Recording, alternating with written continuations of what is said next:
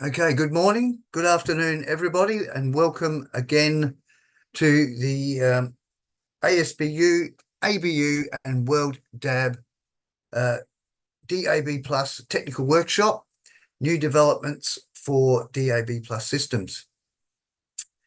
Thank you for attending. We've had 2 days of very interesting talks and some really great quick Q&A questions. So we're here for the final day today, and I'll just run through what we're going to talk about today. So we're going to kick off today with Mr. James Waterson, Sales Director from Factum Radioscape, who's going to be talking about DAB headend systems and some particular interesting features that they have developed. We'll then follow that by a session on network implementation, in particularly focusing on service following by Mr. Lindsay, Cornell, Principal Systems Architect, BBC Digital, and the Chair of the WorldDAB Technical Committee. I will follow that with some discussion on network cost analysis and how to undertake such an analysis and get results out of that. That, of course, is a very vital part of planning your DAB rollout. And then we'll have Mr. Carsten Sorger, Digital Radio Bureau Deutschland, to talk about why broadcasters are moving to DAB+. So great array of topics today. Now, after that, we'll have a bit of Q&A. With the Q&A, please use the Q&A button at the bottom of the Zoom screen, not the chat. Q&A button. That would be very useful. Thank you. That helps us a lot. After we've finished the Q&A, we will have some closing remarks from Ms. Bernie O'Neill, Project Director at WorldDAB, from Dr. Basil Binbay, Director of Technology and Innovation at the Asia Pacific Broadcasting Union, and Mr. Basil Zubi, Director of the Technology Department at the Arab States Broadcasting Union. And that'll finish the actual main part of our webinar series. However, we would actually really appreciate if you could fill in the very brief questionnaire that will follow that. We'll all have signed out, but you'll still see this questionnaire. There's only 10 questions. They're all multiple choice. Tick the boxes. Everything's 100%, of course, right? Yeah. All done. So we really appreciate that, and any other feedback you'd like to provide, because we're always interested in covering topics that you would like to hear next year, because this is an annual series, as we know. Been going for 10 years now, so we're the 10th episode, you might say. Okay, with that, I think we're going to kick off now with Carsten. I'll stop sharing my screen. There we go. And no, we're going to kick off with James. My apologies. I've got to get. I had it in order. Right. Okay, James. Thank you. Okay, over to you, please, for your presentation. Share your screen. Thank you. Thank you very much.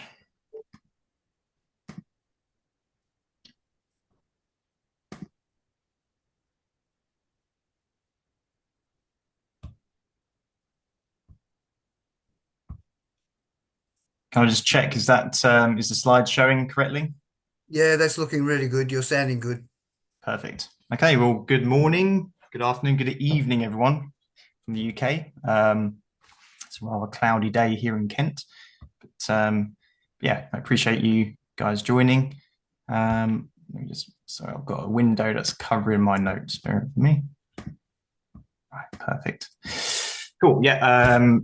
As I said, I'm James Waterson. I'm the sales manager at Factum Radioscape.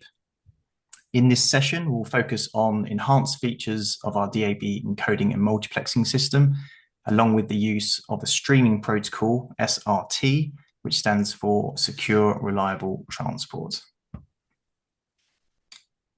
Following a little background into our company, we'll explore how SRT can transform DAB radio contribution and distribution workflows.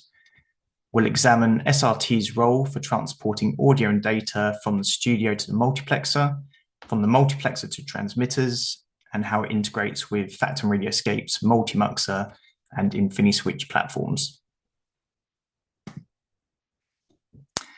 So Factum Radioscape are based in London with a network of international representatives to assist with project management and integration of our DAB headend.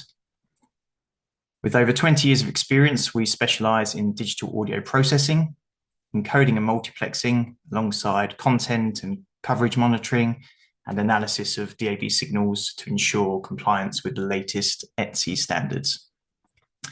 The core objective for us is to deliver seamless and reliable transmission for DAB radio to our operators and obviously to their listeners. We've installed many DAB systems worldwide over the years, each different in terms of operating environment, networking, or topography, which can present different challenges. And whilst the fundamentals of encoding and multiplexing changes very little, it's important our system is flexible to meet the requirements of each project. So just taking a look across the map, Europe, we work with various public and commercial broadcasters such as ERT, the public broadcaster of Greece, and SMC in Switzerland. This year, we've delivered system upgrade projects in Kuwait and Australia, replacing outmoded systems with a more modern, efficient, and future-focused DAB platform. We've also deployed trial systems in Southeast Asia and Africa, with 2 multiplexes launched in Senegal in 2024.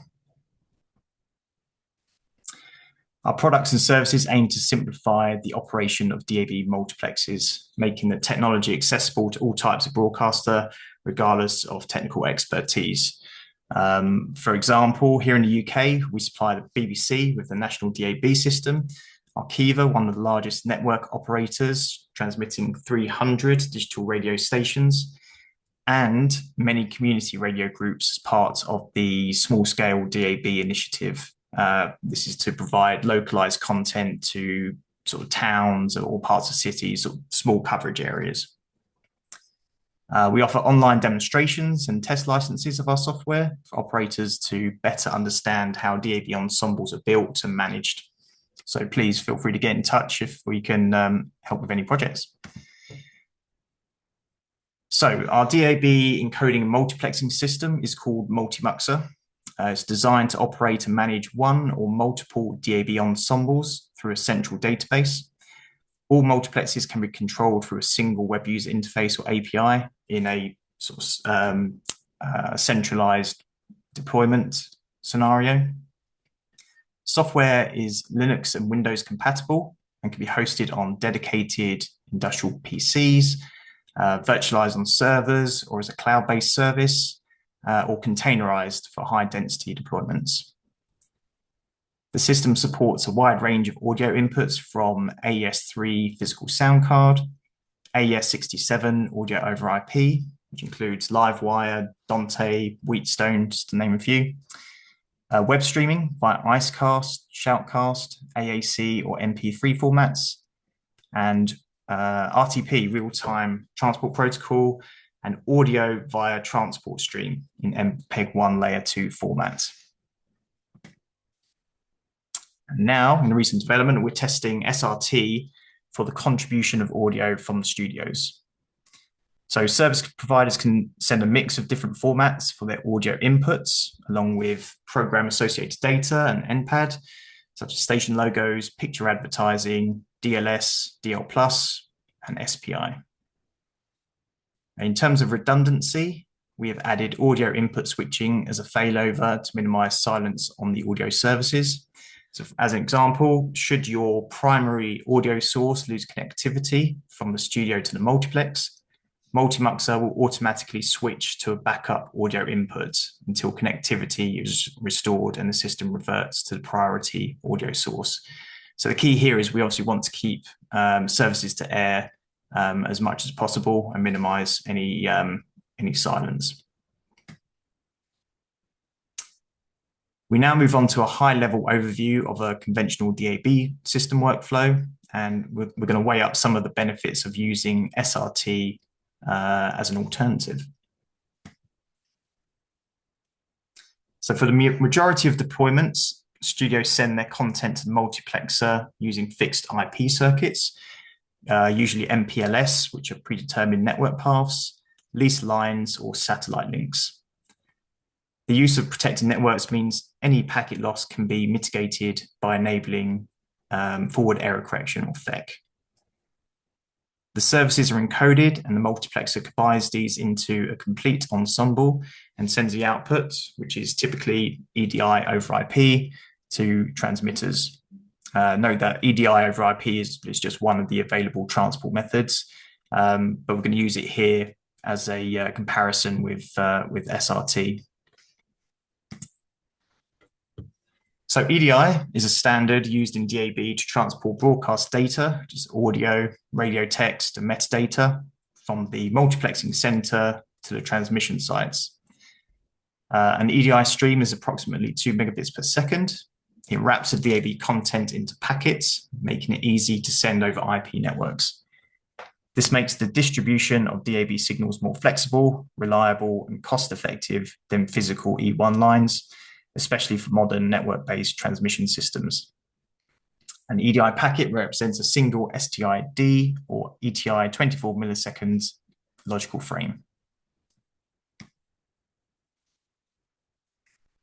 So EDI can be distributed over a unicast TCP, which stands for Transmission Control Protocol, or multicast stream using UDP, User Datagram Protocol over IP. TCP and UDP are both core components of the Internet Protocol suite residing in the transport layer. TCP is quite reliable and can solve for packet loss and ordering. UDP, on the other hand, starts without requiring any handshake. It transports data regardless of any bandwidth constraints, making it speedier but riskier.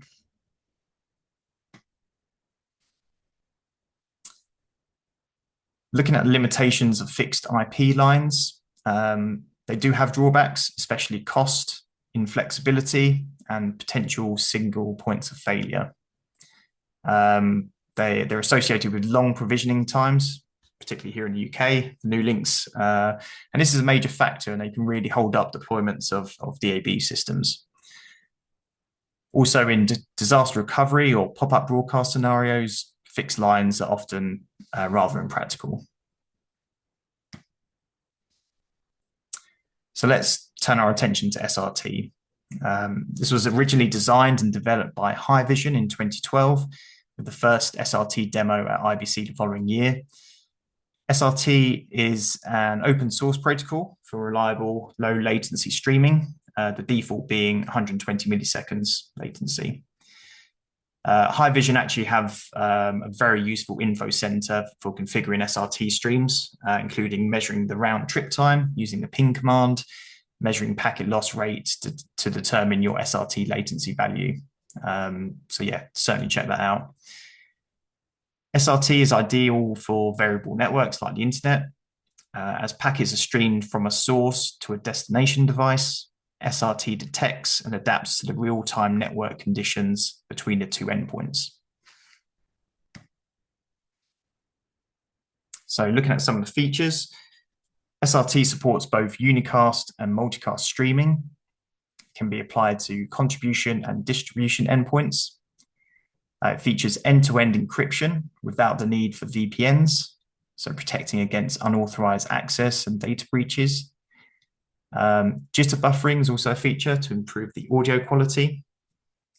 And SRT uses an intelligent packet retransmit mechanism called ARQ, stands for Automatic Repeat Request, on top of a UDP data flow to protect against any packet loss and fluctuating bandwidth. If the receiver recognizes a gap in the stream, it re-requests those packets from the sender, the encoder, via a negative acknowledgement packet, which is a NAC. The genius of this, that even though the sender and receiver remain in conversation throughout the transmission to make sure all packets make their way to the finish line, only the missing packets gets retransmitted. In this way, it doesn't cause a mess of overhead or extensive latency. So looking at the three side by side, this diagram is very useful in illustrating the benefits of SRT in relation to UDP and TCP. So SRT takes some of the best aspects of UDP, such as low latency, but adds error checking to match the reliability of TCP over IP. SRT provides connection and control and reliable transmission like TCP. However, it does so at the application layer using UDP protocol as an underlying transport layer.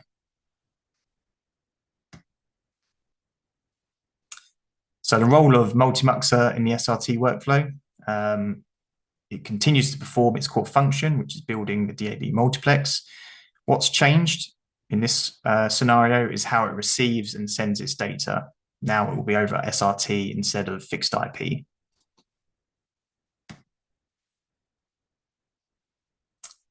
We also have the InfiniSwitch software, which is designed as a redundancy switch between dual EDI streams feeding transmitters.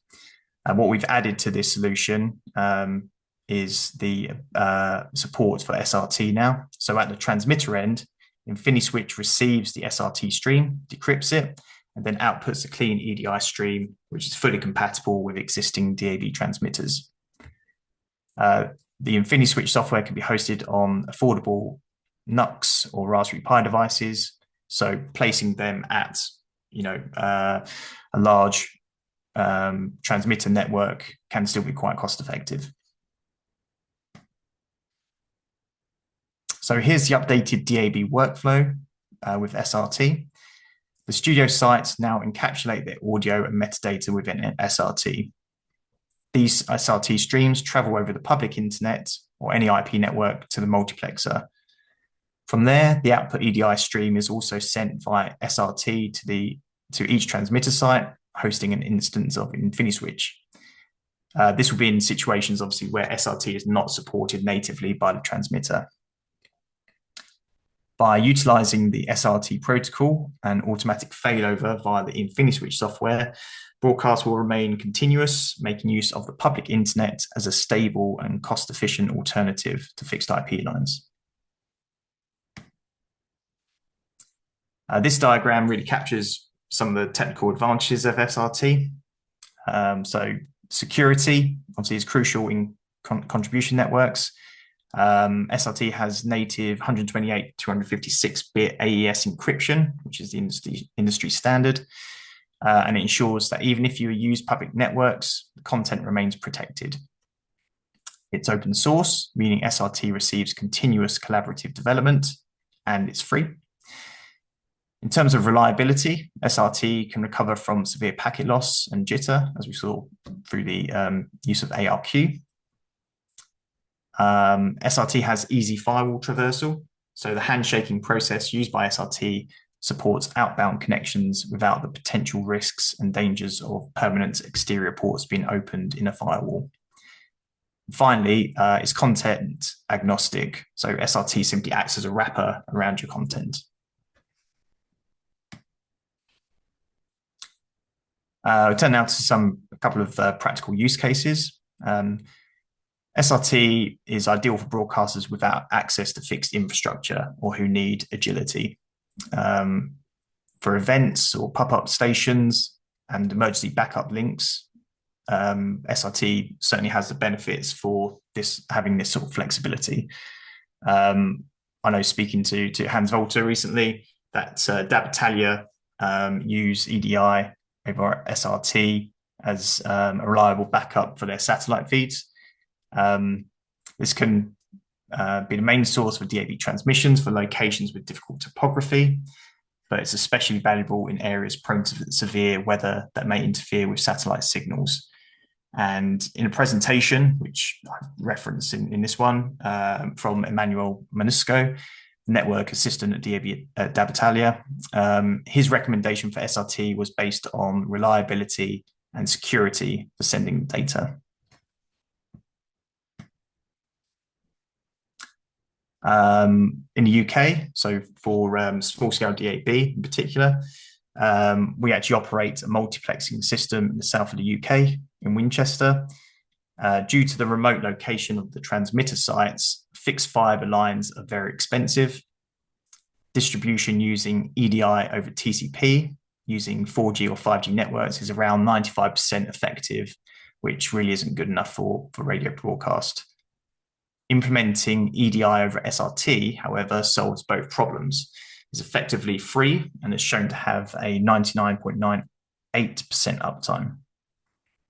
Here, SRT has reduced operating costs and significantly improved net margins, allowing for further investment in coverage, metadata, along with improved ad sales for stations carried on the ensemble. Looking at cost and operation efficiencies of SRT, it provides a reliable alternative to expensive fixed IP lines. It's obviously lower setup and maintenance costs, no contracts, faster deployment times for new services going to air, and also simplified network management and troubleshooting.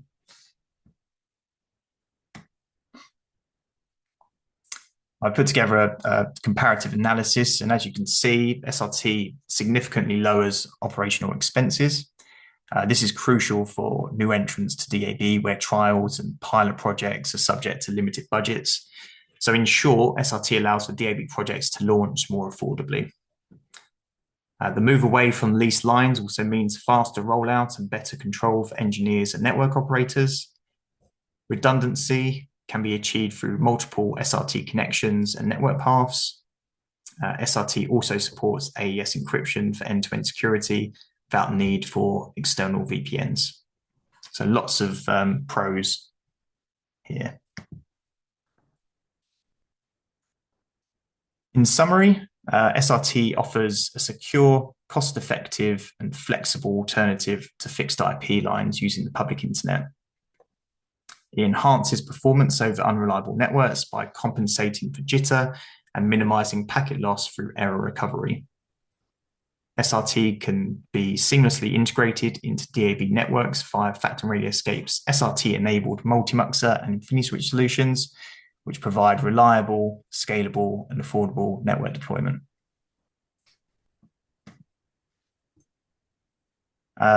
Following on from this event, obviously the presentation will be available on the WorldDAB website and also at factumradioscape.com. Here you will be able to download data sheets for any of the products that we've mentioned in this presentation and more of our monitoring products.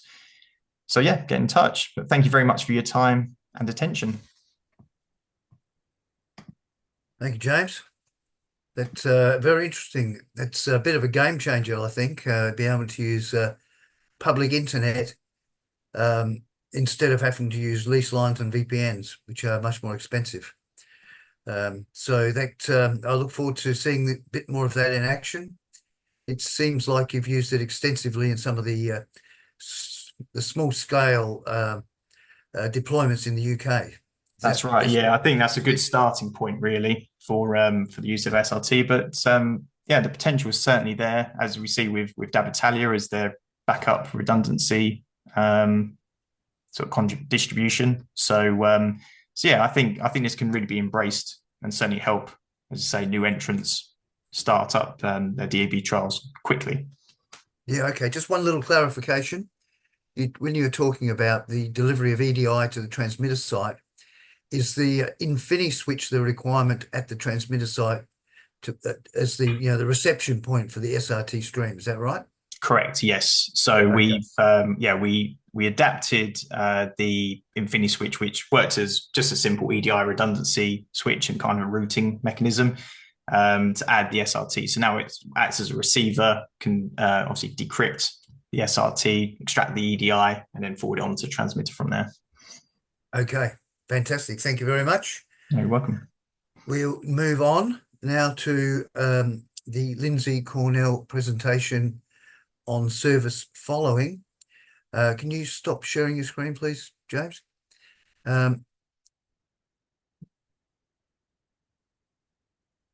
Unfortunately, Lindsay can't be with us today, so we will be having a recording, which Michelle, I think you, there we go, that's gone. Thank you, James.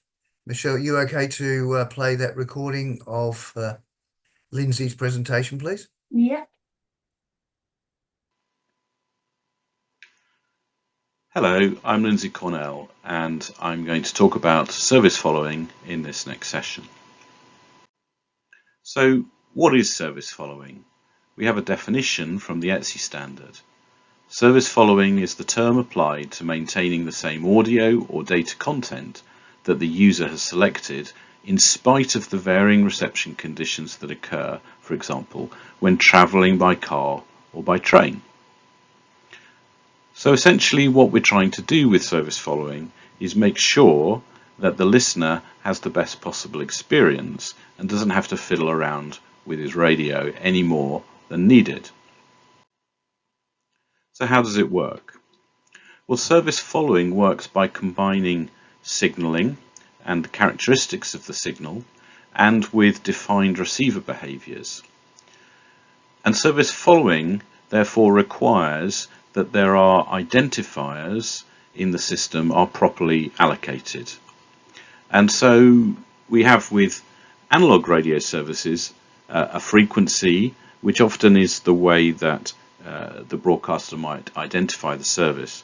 And in the planning process we try to ensure that there's only one radio service receivable on that frequency at any given place.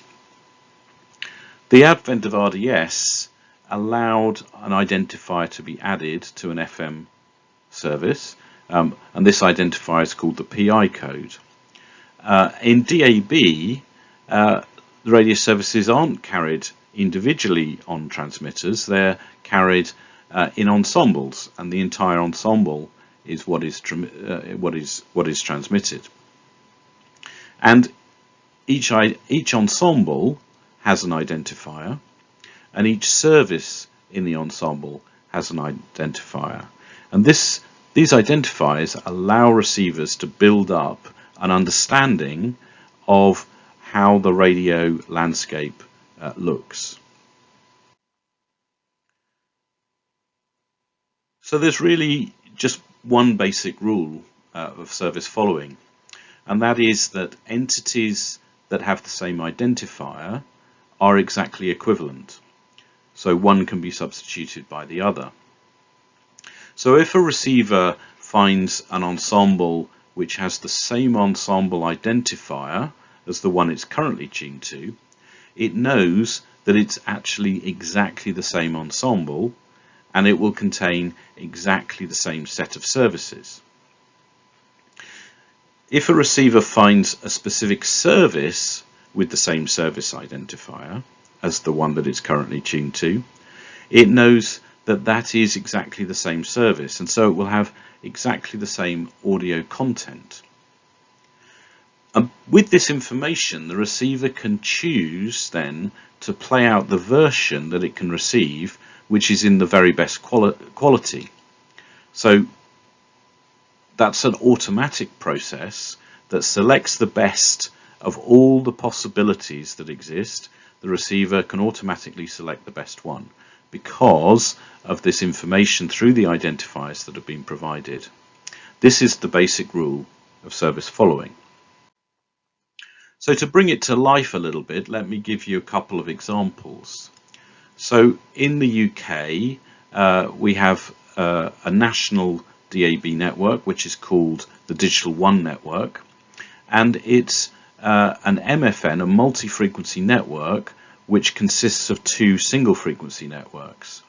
So in England and Wales, all the transmitters for the Digital One DAB ensemble operate on channel 11D, but in Scotland they operate on channel 12A.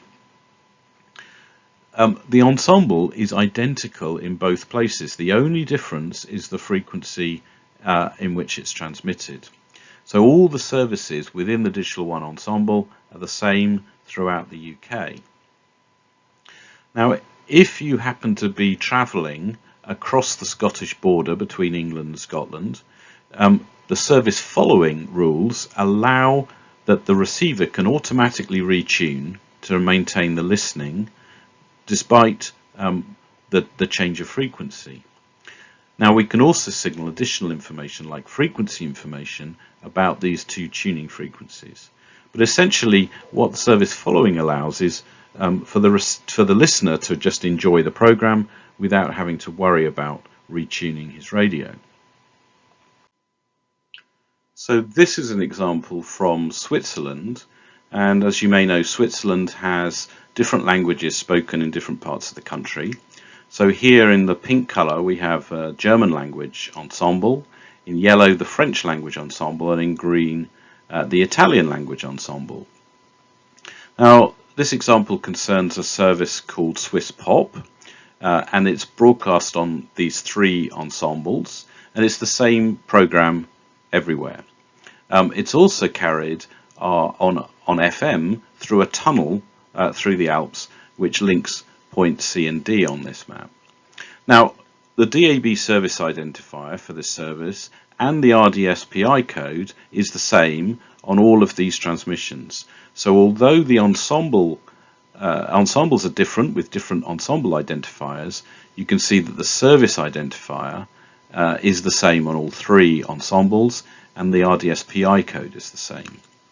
What this allows is that for somebody traveling through Switzerland, the service following automatically retunes the receiver between the different DAB ensembles and indeed to FM for passage through the tunnel between points C and D.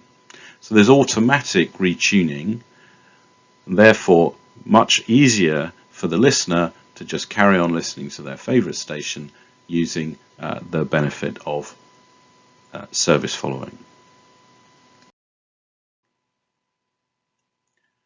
So in the first example of the multi-frequency network, all of the identifiers are the same, both the ensemble identifier and the service identifier for the service that was being listened to. In the second example, the service identifiers were the same, and as was the RDSPI code, but the ensemble identifiers were different between the three different DAB ensembles. Now, these are examples really of simple service following between different sources of the same audio program. Now we have an additional feature which is called service linking, and this is a way to connect different sources of a radio program that have different service identifiers but the same audio content. And service linking is the thing which completes the service following signaling set, and in fact is the most complicated aspect of DAB signaling that there is. So all of the rules of behavior are written into this standard, ETSI TS 103176. It has the rules of implementation for service information features which are complicated, and service following is certainly one of those, and there's a whole part of this document dedicated to understanding service following and setting out the rules of behavior. So in DAB we have something called the fast information channel, which is used to carry the signaling information, and this is a figure which comes from this service following standard, and it gives a kind of a representation of the different sorts of information there are. So we have frequency information, we have other ensemble services, and we have service linking information. Now, a really good service following experience requires there to be two DAB tuners, one to be actually decoding and presenting the audio, and the other one to be looking and seeing what other services, what other signals are available, what those services are, what quality they are, and comparing with what's being tuned to currently, and then being able to make this automatic decision to select the best source. Now the good news is that line-fitted DAB radios in vehicles have two or even more tuners, so they do provide a very good experience. So really, let me explain some of the uses for this service linking feature, which, as I said, is really quite complex. And it's typically used when a radio service has a wide geographic coverage area, but with some localized content. So in other words, not always is the content the same everywhere within the whole kind of radio network. So often this will be that when the national news is carried, it's followed by local news, which is different in different parts of the country.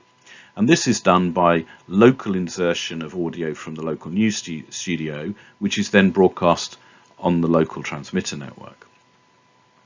So during much of the day, the audio content is the same from all the transmitters across the country, and it's only different when carrying the local news. So let's have a look at how that is implemented. So the sort of maybe the where it starts from is the FM network, which has developed over a period of time.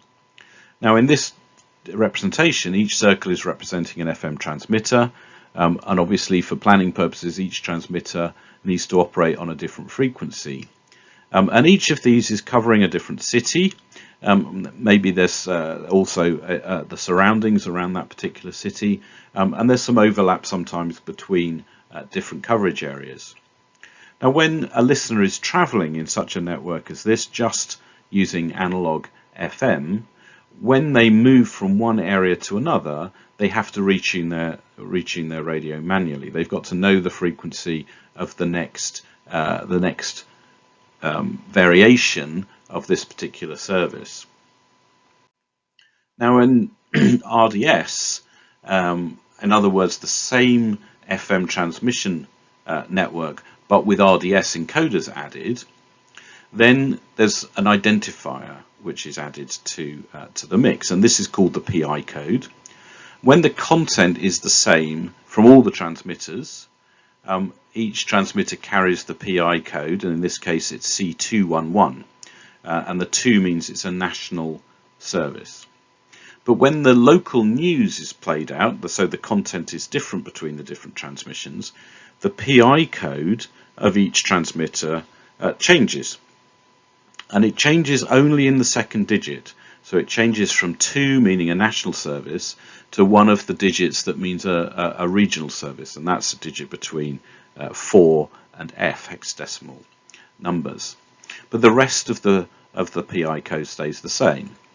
So when the PI code is the common code, C211, receivers automatically can tune between different transmitters. So as the vehicle is moving, it knows that C211 from one transmitter on one frequency is the same as C211 on another frequency. And so this is the sort of the basis, if you like, of automatic retuning at the RDS level.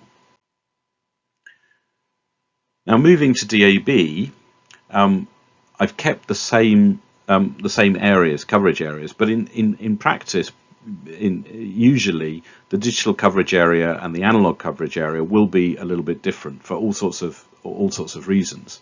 But for this example, let's assume that they are exactly the same. So again, each service is carried on a different ensemble now, and each of those ensembles has its own identifier and operates on its own frequency. Now, in DAB, we don't have this idea of changing identifiers at different times of day. Because of the experience with RDS, the decision was made, no, a service will keep its identifier all the time.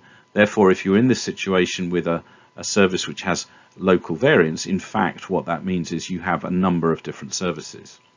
So each of these DAB services has been allocated the SID code, the service identifier code, which is exactly the same as its RDS PI code when it's in the regional opt-out, just so carrying the local news. So when the content is the same on all of these stations, what we use is service linking, and we activate the service linking so that the receiver knows that all of these codes, although they're different codes, they represent the same audio. So these sets of codes are called linkage sets, and it's the method by which effectively different transmission network configurations can be signaled to the receivers. And the linkage sets are signaled continuously, so the receivers can build up the information database of network configurations. So they're not starting from scratch every time there's a change. They know all of the configurations, and what we do is we activate and deactivate linkage sets dynamically with switching information. And what it means is that we can represent several different network configurations. So a service may be connected to 2 other services or 5 other services or 3 other services at different times in the day. And each of those configurations can be represented by a linkage set. Each of those is signaled to the receiver, but we just activate one of those configurations at a time because there's only one network configuration that can be active at a time. So we completely can control the receiver's understanding instantaneously of which configuration is which, so which services are equal. Now in our example here, we've only got one situation. Either all the transmissions carry the same audio, which is configuration 1, common programming. So I'm illustrating this by using the orange color. So we set up a linkage set with all of these 5 SIDs in it, and we broadcast this information to all the receivers on all the ensembles. And during the common programming, we make this linkage set active. And when the local news programming is going out, we make the linkage set inactive. And what that does, by just switching between active and inactive, it means the receivers know when they can switch between services and when they can't. So when the content is the same and when it's not. So this is the way that service linking works. Now, the question is, how could service following be used at the launch of a DAB network? When the networks are launched, typically the coverage between analog and digital won't be the same. It might be larger in some areas, it might be smaller in some areas. So we know that radio listening is very popular when driving, and this means the receiver may travel in and out of different coverage areas. Now, because of the way that service following rules are defined, DAB receivers prefer to tune to a DAB source for a service over an analog source, an FM source. So if we have an FM transmission with RDS, when we use the same service identifier and PI code, so we have this match between codes, the receiver, the car receiver, will automatically select the DAB service whenever that DAB service is available. So the question then comes is, well, if there is no RDS, would it be a good idea to add it to help with the transition to DAB? And that may be a good option in certain places. So finally then, just in conclusion, service following is a combination of receiver rules of behavior, which concerns identifiers, and some additional signaling from the broadcaster.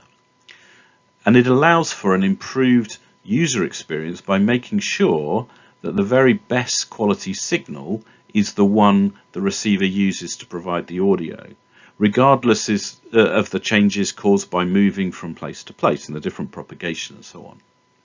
It's a very important aspect of DAB in vehicles, but it really does rely on allocating and using the right identifiers, because all the rules work when the identifiers are the same. Remember, same identifier, same content. So thank you very much. I hope that's helped to explain a little bit about the mysteries of service following. So that was a very useful description of service following and the service linking that underpins it. I think the couple of the last comments from Lindsay there regarding its use in new DAB systems and launched systems, newly launched, needs a little bit further discussion though. Certainly it's a way of making car receivers use DAB over FM when DAB is available, which is a good way to educate the audience of its availability. The trick is to have the cars there, of course, and have DAB plus enabled cars at the time of launch. And that's where the use of some of the rules like EECC, which mandate the inclusion of DAB plus in new cars, is a very useful thing to do, for a government to do, to ensure that when you do get to your launch of DAB, you will already have receivers in cars waiting to be used. I know that Saudi Arabia has adopted the same approach as Europe, and certainly the advice of WorldDAB and myself is that if you can actually do the same and adopt those mandatory DAB plus receivers in cars, when you make the decision to go DAB plus, which may be 2 or 3 years before launch, then it's a very good thing as a boost to the radio industry from day one. You don't have to then go out and buy radios, or new cars start to flow in as they did in Australia 15 years ago. It took some years. Now you can actually have cars ready and waiting for DAB services, and all the features and new services and things like that be straight away available. So I hope that's been useful. We're going to move on now from that topic to the next topic, which is I will speak about, which is about cost analysis. Now, when you're developing a DAB system,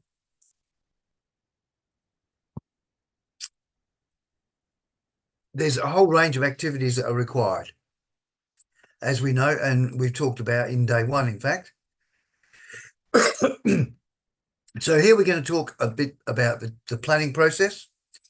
We're going to talk about requirements and high-level design, what costs to consider, how do you do the analysis, where are the sensitivities, and how do you present those results.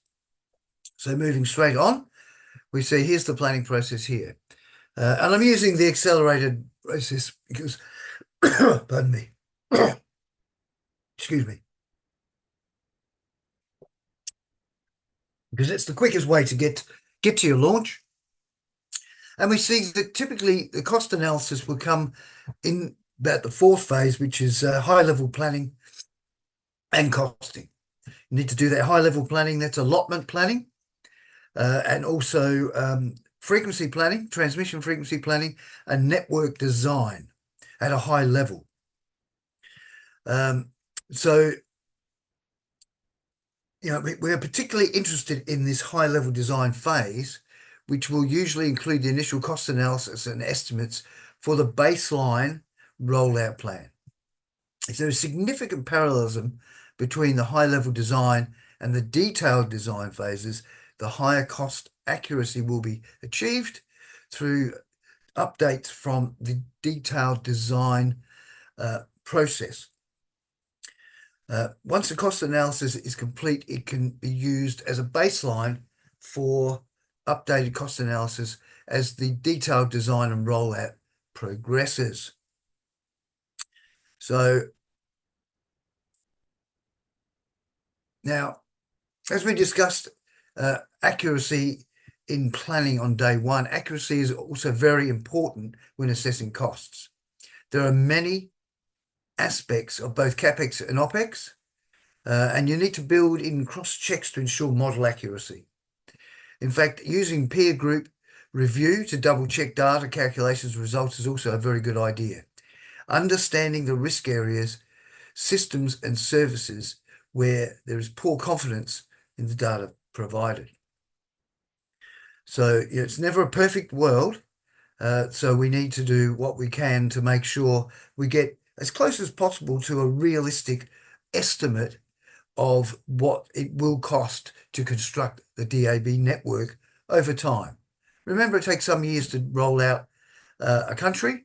Yesterday we heard that Saudi Arabia looks like it's going to achieve 90% population coverage only 7 years after its first transmission in Riyadh. Outstanding stuff. Okay, let's now look at requirements. Requirements drive the overall process. They need to be clear, comprehensive, and agreed. To develop a cost model, it is essential to know what output data is needed. Sometimes the output data types will vary, so building in flexibility from the start can be very useful. Here are some examples from Thailand for regional and local. So here's the regions in Thailand, and this is a process that we went through in 2023. And here's a bit more detail showing the local regions. So layer 3, of course, layer 1 would be national. And here's another example from France. This is 2024, and we can see the process here. And in France, they opted for I think it's called nodes and arcs approach, where nodes are the big cities, and all the white dots here in this map are cities with DAB. And the roads particularly covered at this point is the main transport corridor from Paris to Marseille, with a couple of branches as well. So here's a plan. There's requirements here to what areas will get coverage, what cities will get coverage, in what time frame. And that's an ongoing process still today, although it's somewhat more advanced than this particular diagram now. Now, network types, we know there's a number of layers. We know it can be national, regional, and local ensembles. We need to have some sort of population coverage over time, and it could be target like in Saudi Arabia, 90% after 7 years. Great. In Thailand, they targeted 95%. Other countries do 99%. It's very dependent on the country, the topology, geography, all of that business. And what do we want to know? What does management want to know? Because they're the ones that have the purse strings, and they're the ones that decide how much to spend when. Well, first of all, is the CapEx and the OpEx at each stage. And the total, in fact, to build an entire national network, for example. You don't spend that immediately, but it might be a rollout over, let's say, 10 years, for example. And that should include the total cost of ownership. So total cost of ownership is the CapEx and the OpEx over the lifetime of the equipment. That will help lead to cash flow. You want to know how much you're going to have to spend. So you need to know how much you're going to make. And variations in the timeline. That can allow variations, and you might find that it's going to cost me a bit more. I might have to spread my rollout over a bit longer time, or it might be, it's a bit cheaper than I expected. We can do it a bit quicker. So let's look at now the high-level design planning. During the design process, there are many options and trade-offs. For high-level design, sites are often characterized using a template. A transmission site template is shown there on the right-hand side. We can see all the boxes showing the different types of equipment that are needed. Now, different sites will have different needs. They might be different number of transmitters. The transmitters might have different power. There might be a different antenna system. Some sites might have redundancy and some sites might not. But you can build all of those decisions into that template and then have switches whether they're on or they're off. And that helps you design your cost analysis model, which in my experience is usually done best through a somewhat gigantic spreadsheet. And that's mainly because every country is different. I did one for Thailand. I did one for Australia, and it was completely different because of different requirements. Now, let's also just discuss that the differences between high-level design and detailed design. High-level design, we use these templates, and we use, for example, a set of example transmission sites. In this case, we've got 4: high power, medium power, low power, and I'll call it small, very low power, and with different ERPs and different expected transmission powers and antenna sizes. You might see here that the the transmitter sizes are quite small, 1.2 kilowatt, even for a high power site. And that's because in this case, we've got a 12 bay panel array. That's a high gain array. And that, if you go through cost optimization, and you can see some of that in the WorldDAB Establishing DAB ebook, results in the lowest energy cost, or the lowest actual cost of operation. So it's a trade-off. Sometimes you won't be able to use 12 bay antenna because there won't be aperture on the antenna site you want to use it, but you only find that out during the detailed design process. That's when you have to actually know all the details about the transmission site. And why don't we do that in the high-level design? Well, it takes a lot more time to go through that level of detail than picking a site, saying that looks like a site for high power, low power, medium power, and then executing a coverage planning model. If you're doing detailed design, you really have to often go to site. You need to know what apertures available, what power systems available, the strength of the tower, the age of the tower, what sort of site facilities there are. And if you've got a large number, or even a reasonably large area like Thailand, we ended up with 330 sites. If you want to try and integrate that detail into a high-level design, it will take much, much longer than you want it to be. Typically a high-level design process will be somewhere like 3 to 9 months, depending on the size of the country. If you add all that detail, it's going to be years. While we separate them, we can run them in parallel, but we do separate them. Okay, we can see in these slides all the different sorts of systems we need to consider.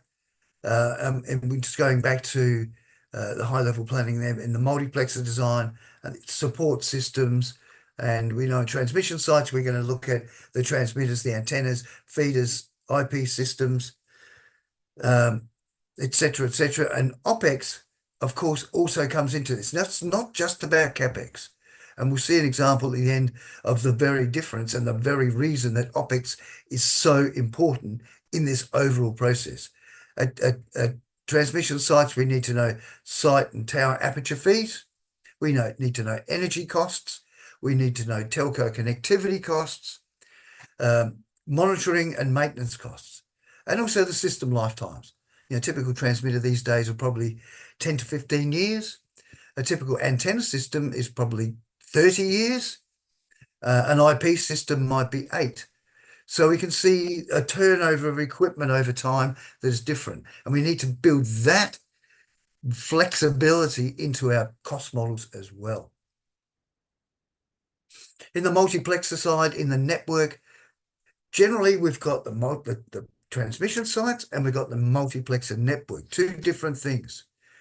The multiplexer network connects from the broadcaster studio to the MUX site, which then connects to the transmission sites. So when we're looking at that, we look at multiplexer systems, server platform costs, input and output data transports, a bit like SRT that James was talking about before, audio encoders, positions and locations, pad servers, monitoring systems, and installation cost. In OPEX, it's host site costs, including air conditioning. Is it in a data center, for example? Or is it at the transmitter side? Or is it hosted by a broadcaster themselves? All questions to be answered, all with different costs. Operations and maintenance costs, IP systems, telcos, and of course, system lifetimes again. So, methods of analysis. Now, where do we get our data for all this? It's usually we need to have good prices, credible prices, and we can do that through a request for information or request for quotation process. That is where you've worked out pretty well what you want in terms of your, or all your layers. It's all those requirements are already established, but you've now got to the point of knowing how many transmitters you're going to need, at least, within say 10%, plus or minus 10 to 15%. You'll have an idea of the networks you want and how many services you want to provide. So you can go and ask transmitter providers, for example, how much is it going to cost for this number of transmitters in these different power ranges. You can go do the same thing with multiplex providers, the same with antenna providers, and they will give you a quotation of what they think would be a reasonable price for their product. Now, remember, this is not the actual price. This is just a quoted price. If you give volume information, you might get a lower quoted price and give you more accuracy than you'll get, but you won't get the actual price until you get to the tender process to purchase equipment. And consequently, the cost analysis provides an estimate, and it contains risk and inaccuracy. The analysis must include an assessment of those risks and the potential impact on the estimated cost. Transmitter sites can vary significantly from fully functional and connected sites like, sites used for television today, to new greenfield sites which you have to build from scratch. Some sites will have sufficient tower aperture, some might not. Some sites might need tower strengthening, others won't. That's all determined in that detailed design phase I talked about. And it can be useful to have site costs graded between different site types, minor sites, major sites, greenfield sites. They'll have different costs. And often telcos don't really want to talk details when you're in this phase. They only want to really talk when you're ready to purchase through some RFT phase. So you have to be very careful with telcos and what prices they give you as well. Although if you're going to use public internet, you might find that it's just an access fee and no actual data transport fee. So that could be a big saving, and it will have a big impact also on your multiplexer network design strategy, your architecture. So bring it together. Analysis flexibility. There are always a lot of questions regarding different options. The analysis needs to be able to easily model typical variations. Usually there will be some understanding of these options up front so that they can be embedded in the analysis straight away. And sometimes they need to be added a bit later. So having some flexibility and a deep understanding of that analysis process is very good and very useful. Here's an example from Thailand again, where we had a number of national, regional, local layers. And there were tests there. There were 1 or 2 national layers. There was 1 or none regional layer. There were up to 3 local layers. All of those options needed to be explored, and the costs for those options and the number of services they would provide as well need to be determined. So you can see just an example here, and things like you need to put into this process, the number of services per multiplexer, the number of multiplexers per server, things like that. Need to know the cost of power, for example, transmitter efficiencies. All of these things need to be included within this cost analysis. So moving on to results presentation. Here's a couple of examples for transmitter sites. Now, overall, OPEX is usually the most expensive part of your total cost of ownership. And here, even with a life cycle of 7 years, which is short, very short for these systems, the OPEX ended up being basically 70% of the total cost of ownership over a 7-year period. If we extended that lifetime out to 10 or 15 years, you'd see that OPEX is a bigger proportion of the total cost. So it's not just about CapEx, it's really more about OPEX and making sure that when you do your detailed design, you design for minimum cost to keep that OPEX down. Now we can also see here typical sites, CapEx sites at a transmitter. And we see, for example, In this case, transmitters were 30% of the site costs, antenna systems 23%, installation 26%. Most of that installation was for the antenna systems. So in actual fact, the antenna systems were more expensive than the transmitter systems.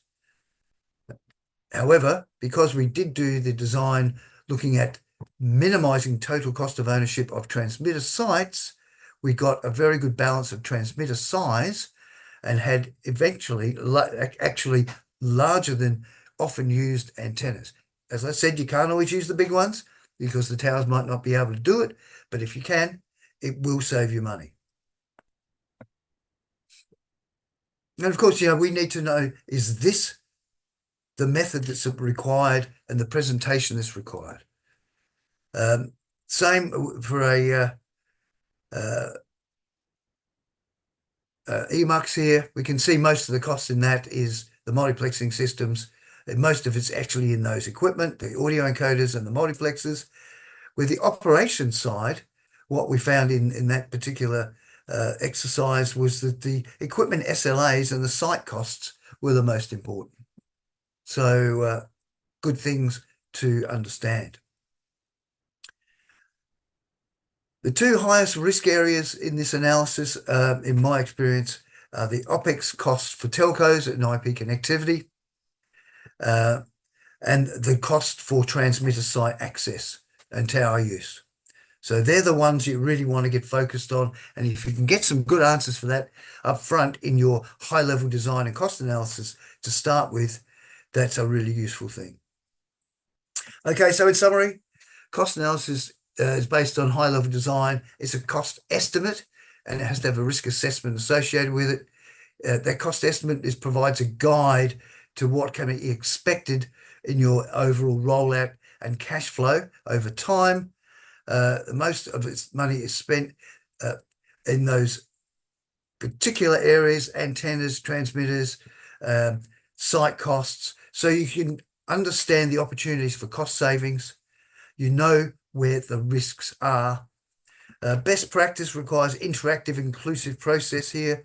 If you can do that, it can be a bit tricky when cost is involved. And the analysis tools developed can be reused and tuned as more accurate data comes through over time in detailed design and rollout. And of course, with the actual costs through procurement program as well. So with that, as I say, have a look at the ebook if you want a bit more information. Volume 2 coming out in a couple of months, will have even more information in that version. So thank you very much for your attention to my speech. Thank you. I'll stop sharing. I think I'm going a little bit over time here. So I think we'll move straight on to Carsten.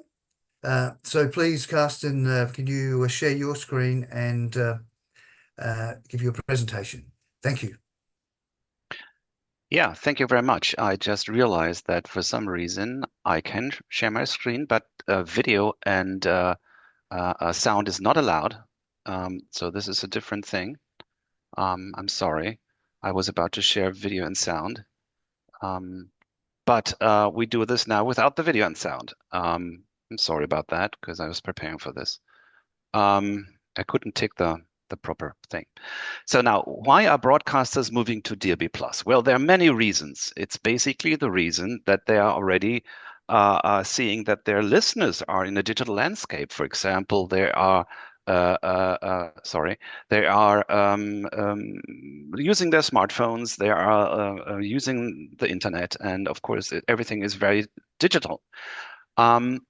Of course, going digital, having simulcast, you want to make sure that simulcast is as short as it can be in order to save money.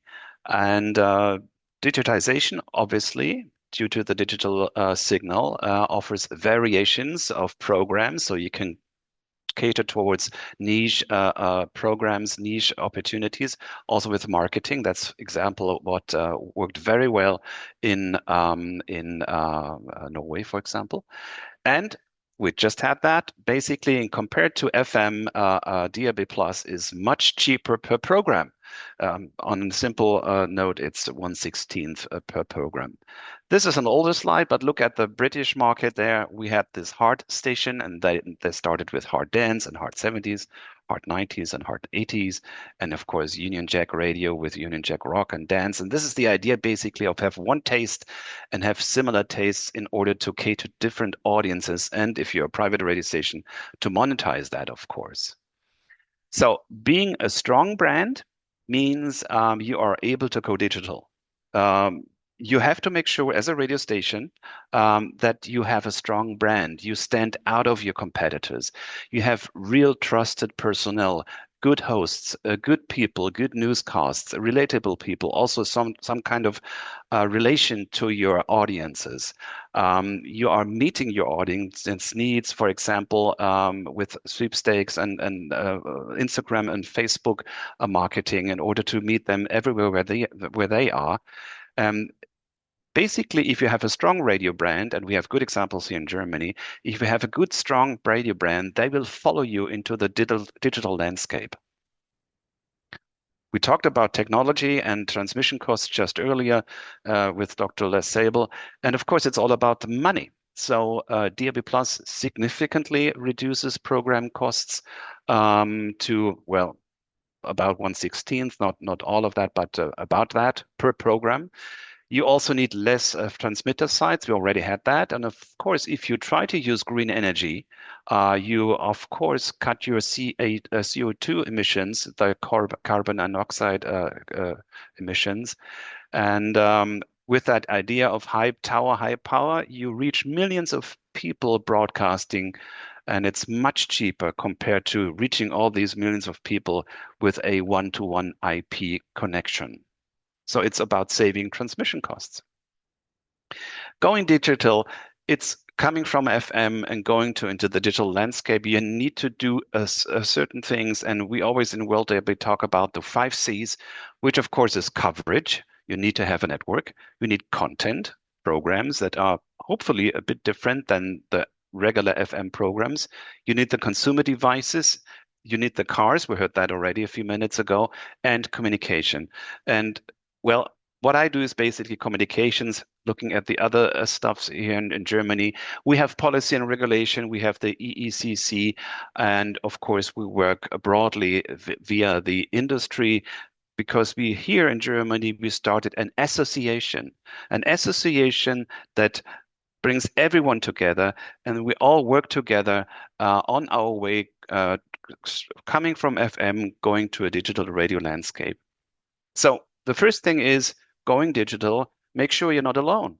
Make an association, unite public and private sector, go together and form an alliance. The Swiss have it and had it. Norway has it. France has it. Germany has it. The Netherlands have it. Many countries, the British have it.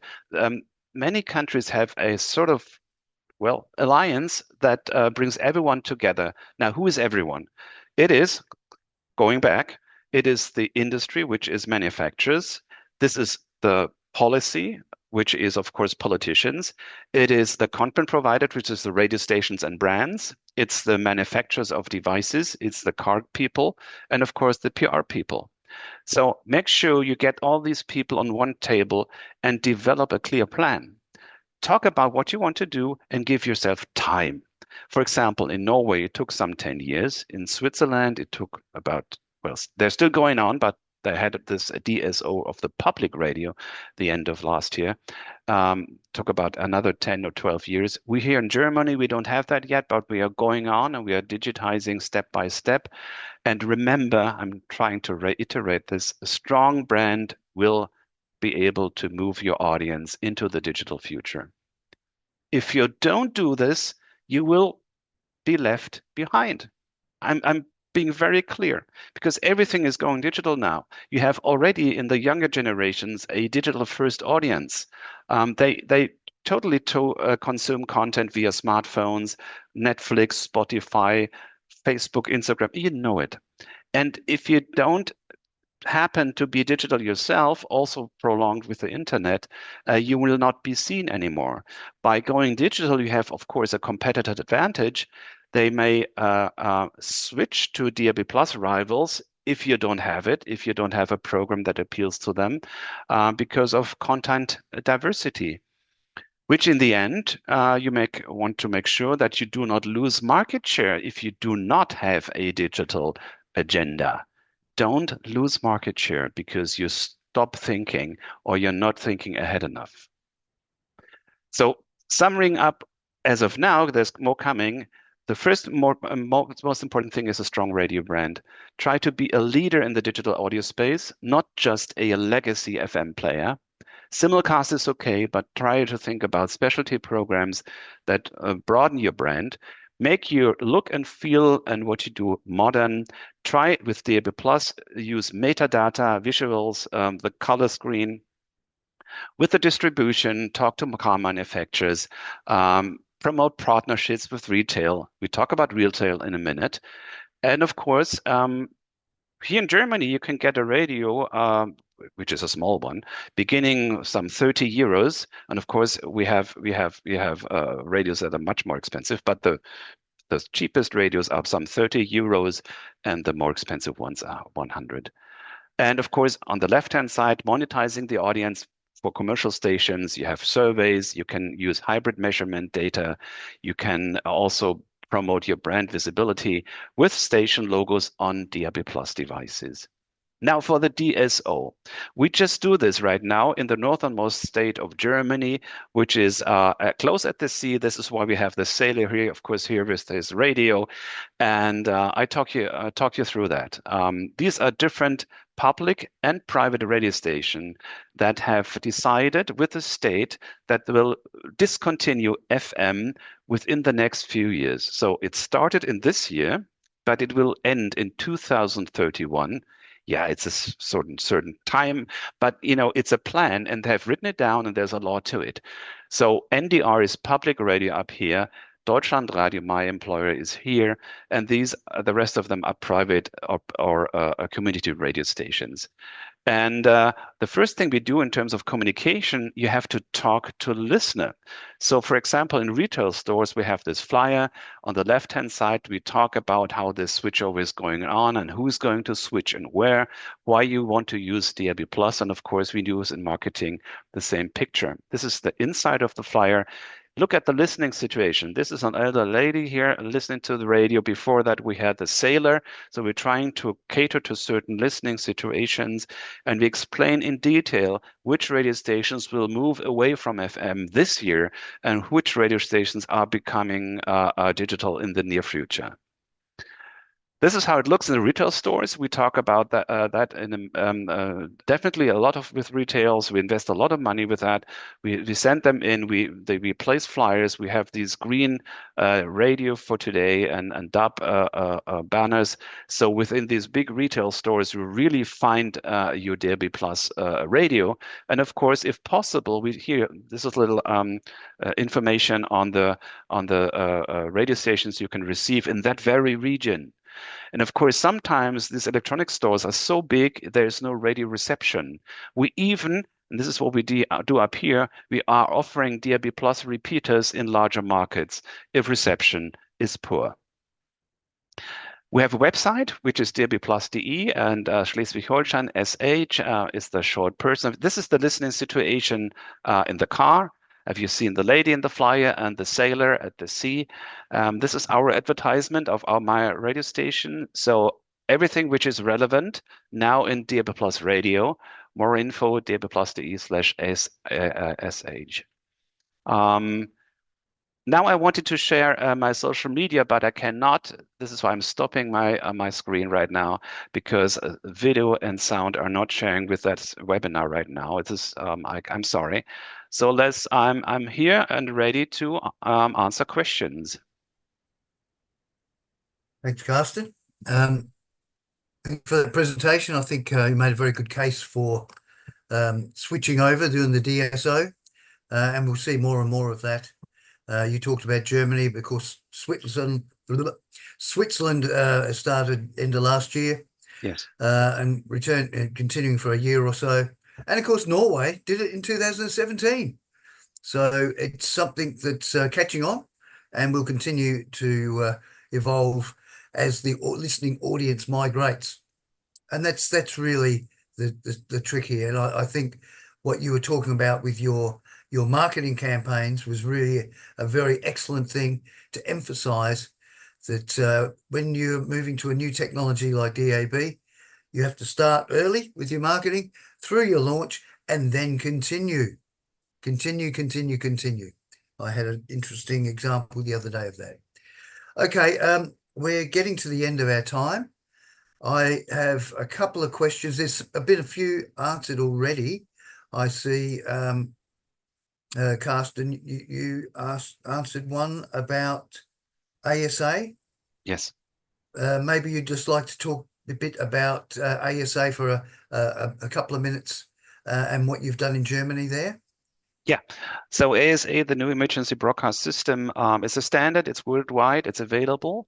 What has changed since we talked last? We are in the process of really getting the things done in Germany. We have a so-called National Warning Day on September 11th. Mark the date. This comes from a state. It's just the, I don't know, second Thursday in a year. And this time it's September 11th. And many of the broadcasters are participating. This time, of course, it's a test alarm. And we'll reach millions of people by this test alarm. So we'll have radios everywhere, which are, of course, geo-targeted. They will wake up from standby and play the message, and others which are not in that geo region will sleep. So this is the point is to have a pair of radios, two of them, and to realize that the one is waking up because of geofencing and the other one isn't. And there's hardware coming. So we have Kenwood, we have Technisat, we have a German brand, we have other brands coming up, and I see there's a healthy pipeline of radios available step by step.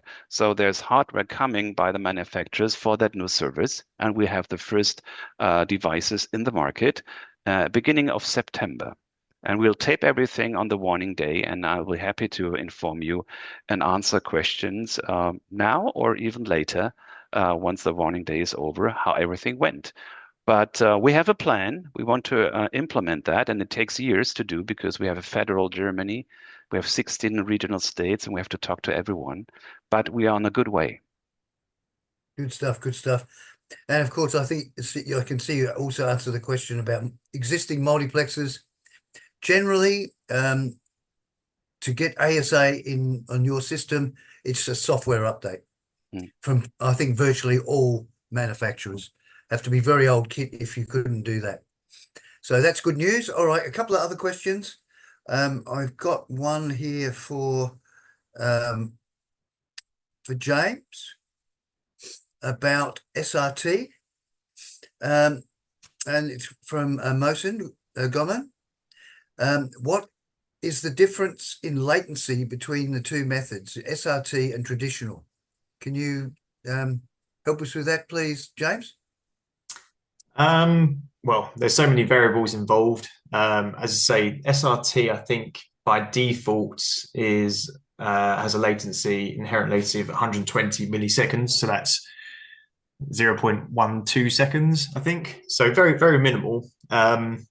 But yeah, the variables can really depend on distance, the IP infrastructure. I think in general, there are means to test this to, send, do your RRT tests. So yeah, I know SRT in general has tried to, combat latency to make it more sort of appealing and competitive with IP networks. So that certainly is a mechanism that they work. There's also standoffs you could use where in normal IP setup you can add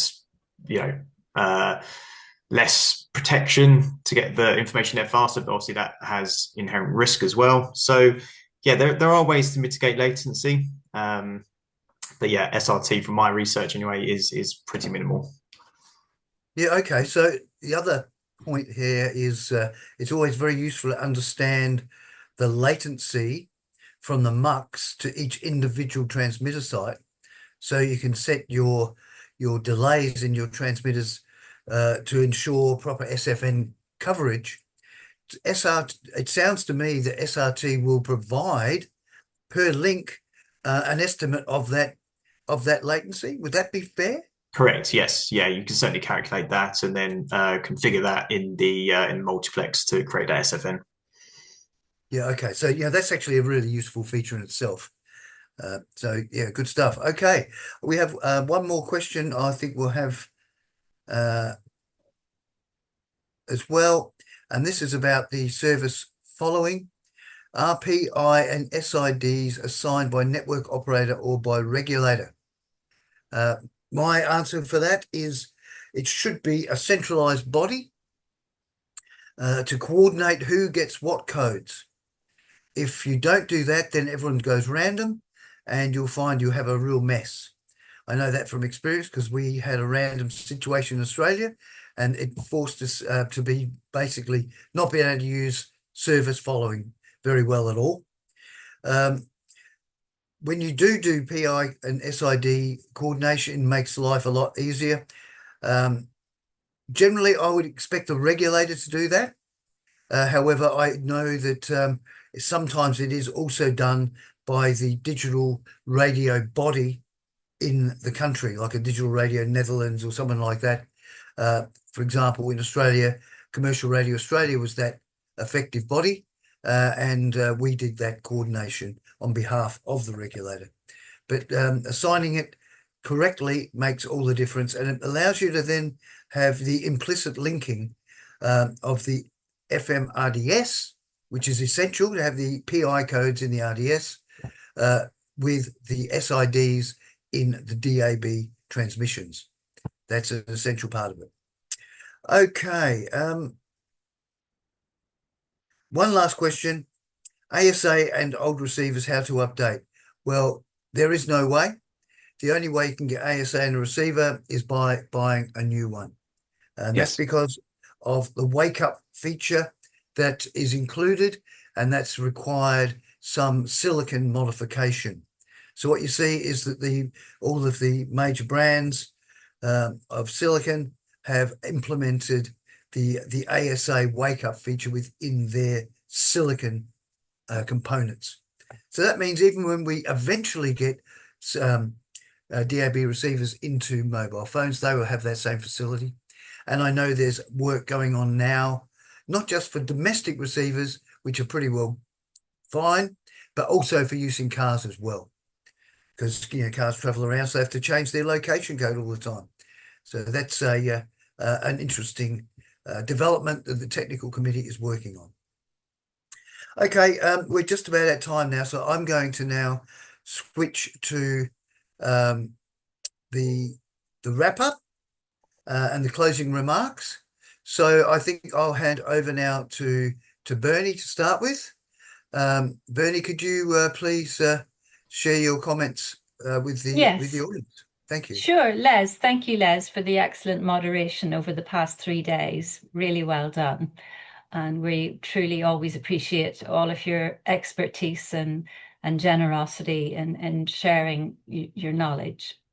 But as we wrap up this 3-day series, I also want to thank all of our speakers and our panelists for sharing insights and experience. And you've really helped make this a really valuable and engaging event. So thank you for all your efforts. And thanks to all of you, our participants. You've been really actively involved with your many thoughtful questions, and you've come in from all across the APAC, Asia Pacific and Arab states regions and beyond, and Africa, etc. So it's really, truly been a global exchange of ideas, and that's just been great to see. And I think, this series shows the strength of that collaboration that we have with ABU and ASBU. And as I said at the start of on Tuesday, we really value this partnership, and we look forward to continuing that in the future. And finally, I would encourage everybody to stay in touch and stay engaged with WorldDAB. You're invited to sign up for our newsletters, follow our updates, and you can contact us, of course, directly if you'd like specific support or more resources or introductions to suppliers or whatever. We are here to help you. And if you'd like to meet us in person, we will be at the IBC Broadcast Fair in Amsterdam in September. You'll find WorldDAB there. And of course, we'll be attending the upcoming ABU and ASBU conferences as well. And finally, if anybody missed the sessions this week or a part of any of them, or you'd like to revisit anything, those recordings and slides will be made available afterwards. So thank you once again, and please do stay in touch. Thanks, Bernie. Thanks for those kind words. And I think you're right. It's become a bit of a global event, which is fantastic. Really, really good. Okay, thank you. Vaisal, Dr. Vaisal, would you like to say a few words, please? Thank you, Dr. Les. That was a wonderful 3 days of the enjoyment and full of information and very interactive sessions.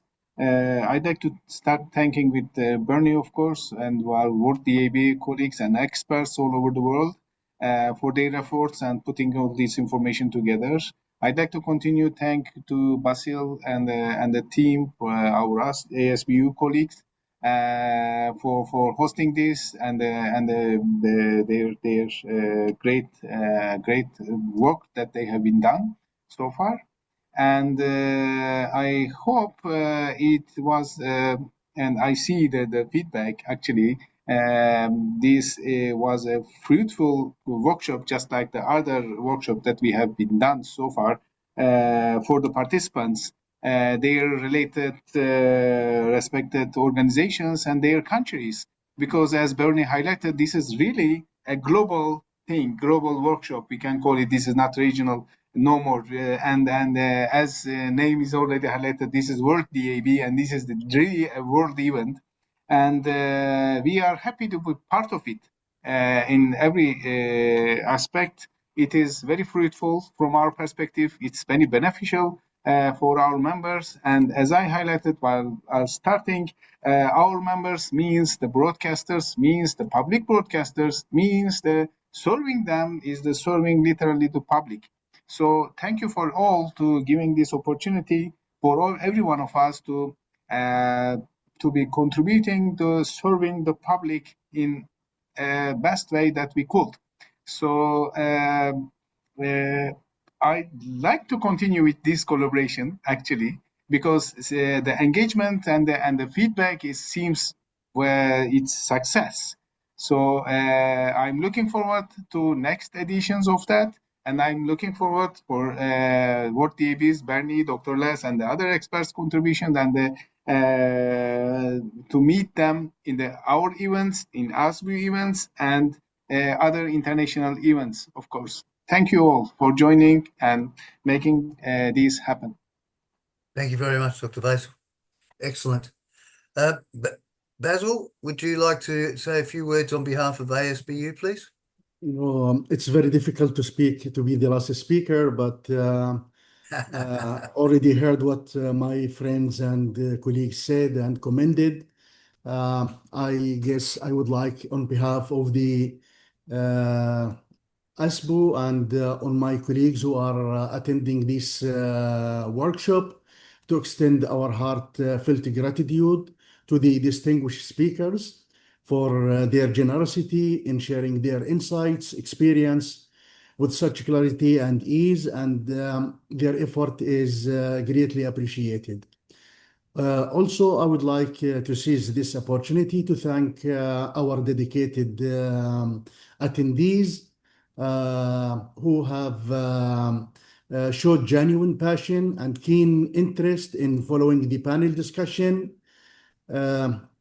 Your active engagement and participation truly enriched the dialogue and reflects the spirit of collaboration we were looking for and we are striving for within our union. Thank you. Thank all the attendees. Thank all the panelists. And I wish you good and pleasant summer holidays. Thank you very much, Basil, Thank you. for those kind words. Yeah, I also will like to thank our sponsors, ASBU, ABU, and WorldDAB. But most of all, I thank the audience and our attendees today and over these last 3 days. It's been a very good audience, very responsive, very enjoyable for me to have such good interaction in this sort of situation. So while we sign off just now, please stay online. We have this 10-question questionnaire. We take less than 1 minute. We would really appreciate if you can do that. In fact, it's coming up right now. But for now, and on behalf of our hosts, I will say goodbye and good day, and I hope you have a great day, and I hope to see you again next year. And remember, we are always keen to hear what you want to hear. If you've got a topic in mind, let us know what it is. We'll do our best to accommodate.